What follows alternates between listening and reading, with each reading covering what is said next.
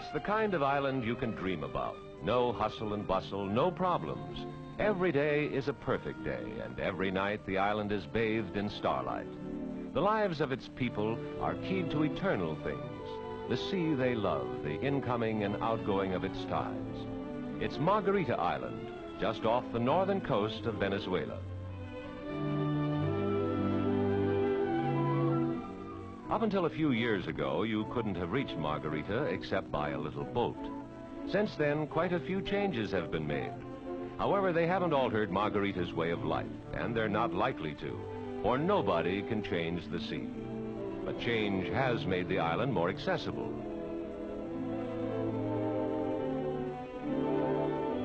To get a better idea where Margarita is located, let's look at this map showing Venezuela's position on the northern tip of South America.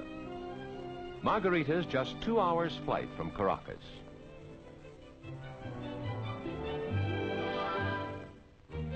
You'll find plenty of taxis in Margarita's larger towns. This is Porlamar. Its name means by the sea, and streets here are much wider than in most Spanish colonial towns. Venezuela is turning Margarita into an exotic vacation spot. The big game fishing offshore is probably unequaled in the Caribbean. And as you can see, the island's handicrafters are now catering to the tourist trade.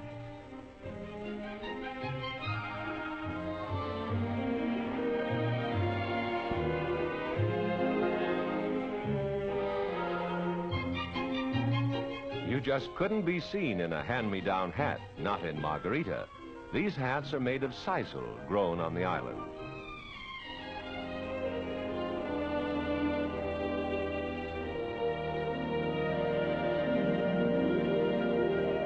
You can't say Margarita without thinking about pearls. The Spaniards and their descendants have fished for pearls in Margarita's waters for over 400 years. They're still known as among the richest beds in the world.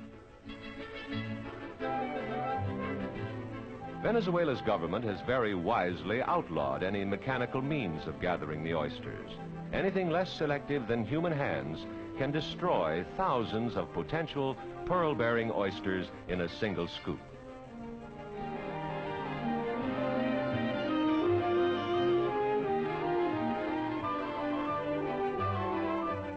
They look casual, these pearl seekers, but there's an excitement in opening carefully chosen oysters that's shared by everybody in town.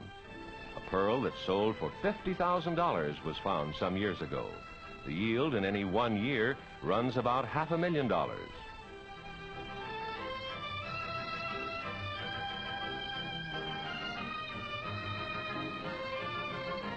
Yes, you can dive for pearls. It's one of the big attractions of Margarita. And if you've got a skin diving rig and a good pair of lungs, you could end up with a necklace.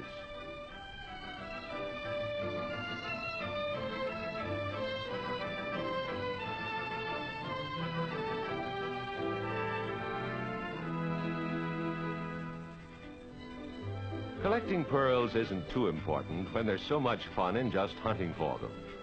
Well, they haven't found that oyster bed. This gentleman has his own way of finding pearls. He digs them up right out of the sand. That jug, which he found in the ruins of an old Spanish town, held 9 pounds of pearls, and some were already drilled for necklaces. He's Dr. Joseph Cruxent, a Venezuelan archaeologist.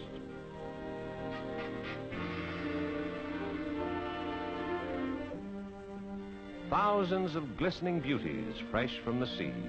You could buy the lot of them on Margarita for about $150,000. Not too much if you don't like to dive for them. Old forts, some with highly romantic histories, are still standing on Margarita. They were built as a defense against pirates. Later, when Venezuelans were fighting for their independence, they were a defense against the fleets of the Spanish crown.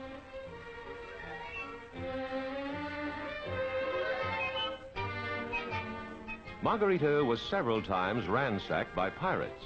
One of them, Pierre d'Autun, finally retired there and built a home which is still standing. He was the richest buccaneer in the Caribbean and is said to have buried an enormous treasure. An old French cannonball makes a nice souvenir. You never lose sight of the fact on Margarita that you are on an island. It's only 41 miles long and 20 wide. One of the many old towns that dot its 200 miles of beaches is Juan Griego.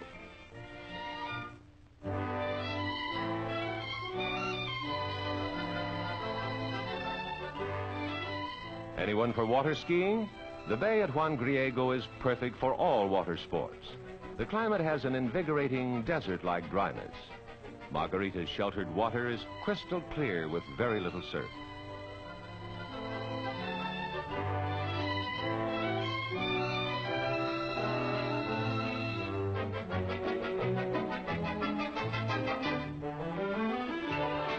Other parts of the island have a wild beauty that seems alien to its quiet towns.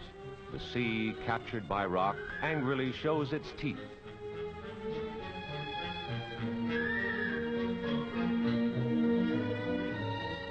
Robinson Crusoe would have felt at home on this stretch of beach, nobody within miles. And what do people do when they're playing Robinson Crusoe? Well, they look for food.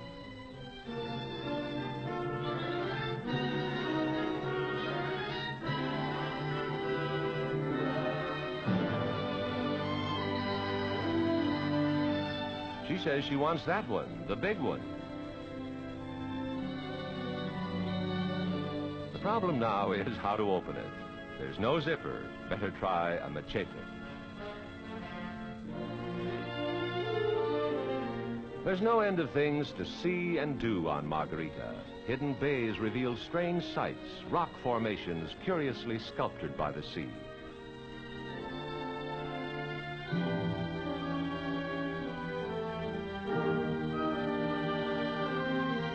Seabirds roost on that rock, and for a very good reason. The waters beneath it teem with fish.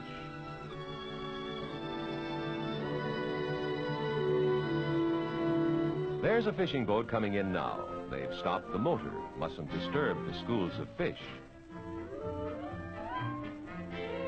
Fishing is the #1 industry in Margarita. It's even bigger than the pearl industry. Here the whole town turns out to net the haul. Men, women, and children all lend a hand when the strike is a big one.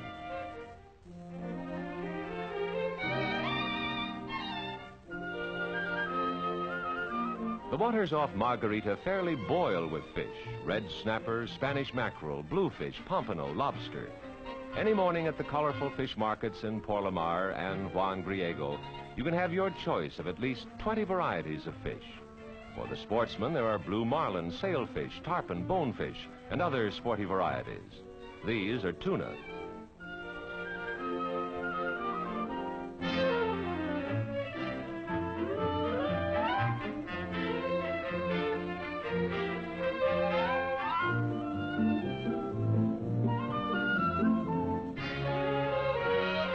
It's a great day when a catch like this is made.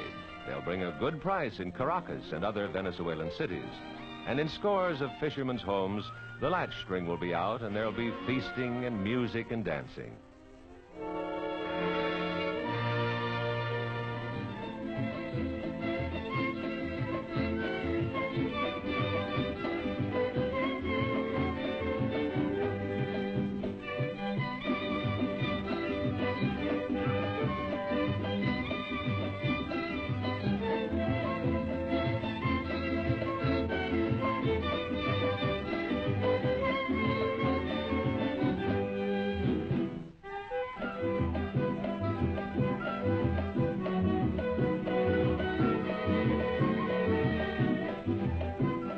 This dance grew out of the fishing industry. It tells an eternal story of the fisherman and the fish.